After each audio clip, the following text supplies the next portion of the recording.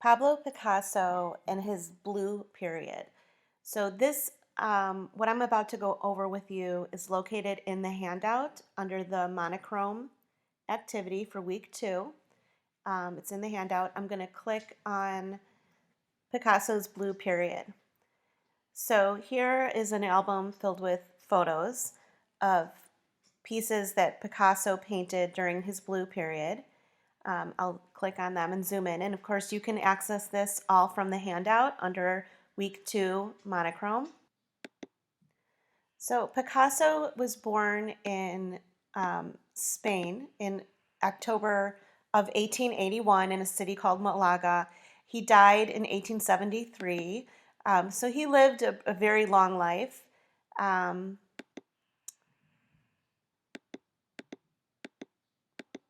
1 second. Okay, Pablo Picasso started to paint when he was 8 years old. And from the age of 5 on, Pablo would get drawing lessons at school, and probably this was influenced by his father, who happened to be an art teacher. Um, Young Picasso's paintings his paintings are divided into periods. So his younger works, when he was younger, when he was a beginning painter, um, were about 20 years, from 1881 to 1901. And then in 1901 to 1904, that's what's called the blue period, and that's what we're focusing on right now. These paintings for these 3 years were mostly monochromatic. Mono means one, chromatic means color, and what that means is that his paintings were all under the color of blue or green, which is right next to blue on the color wheel. And blue and green are known as cool colors, and they're also associated often with sadness. And the subjects you can see in his paintings are also very sad. He painted a lot of beggars, people who lived in the streets. He even visited a women's prison in Paris, and that also influenced his paintings. When he went to the women's prison, in that prison, the guards were nuns.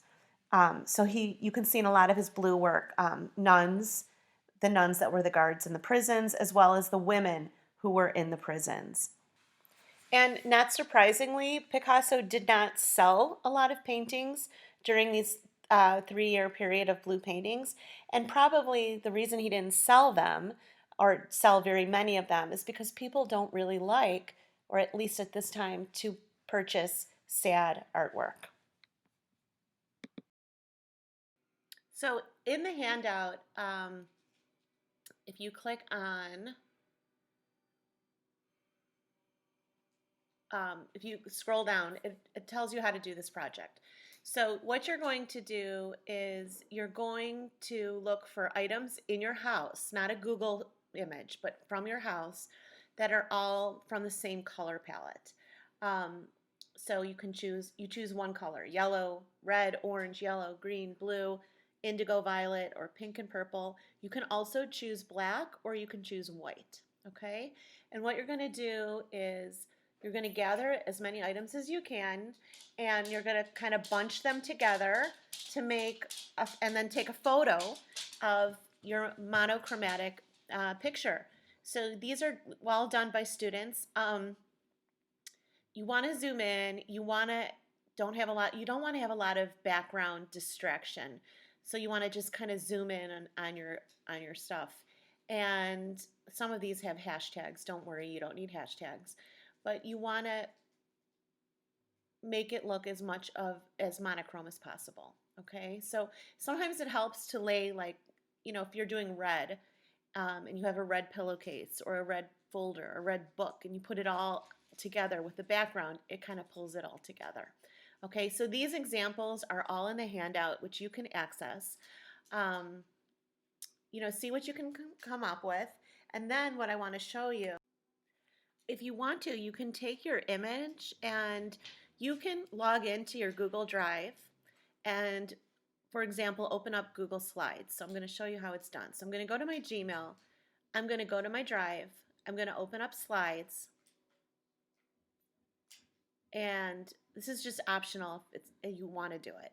I'm going to start a new slide and I'm going to change my color of the slide to red. Okay, so I'm going to, let me get rid of this here. I'm going to click on the background, which is on top. You'll see something that says background. There it is. And color is by default white. I'm going to change it to red. And then I'm going to take my image, if it's saved on my computer, you can just email it to yourself to get it on your computer. I'm going to put it onto the desktop and then I'm going to drag it onto my slide.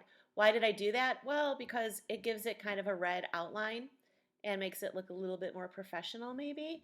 I'm going to rotate this and I'm going to size it and I want it to fit.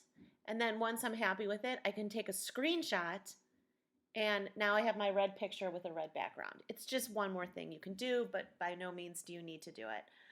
So that's the monochrome. And if you have any questions, let me know and take a look at the handout. And if you're using your phone, which I'm guessing everyone's going to use their phone, what you can do is take the picture and then screenshot it or forward it to your email and then go onto your Chromebook, open up your email and download it. If you have trouble, no worries. You can just directly take it from your phone, take a screenshot, or just take the regular image and just email it to me. Okay?